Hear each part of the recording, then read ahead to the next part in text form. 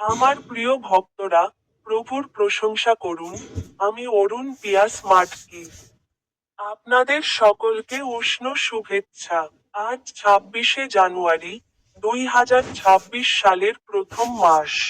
প্রজাতন্ত্র দিবসে সকলকে উষ্ণ শুভেচ্ছা। 26শে নভেম্বর 1949 সালে ডক্টর ভীমরাও আম্বেদকর সংবিধান বাস্তবায়নে অনুপ্রাণিত হয়েছিলেন।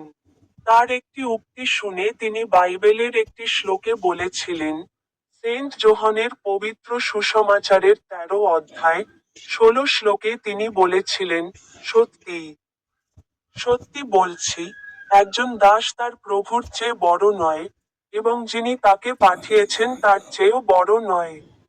আপনাদের সকলকে উষ্ণ শুভেচ্ছা, এবং আমার ইউটিউব চ্যানেলের স্টিক বোতামে ক্লিক করতে ভুলবেন না।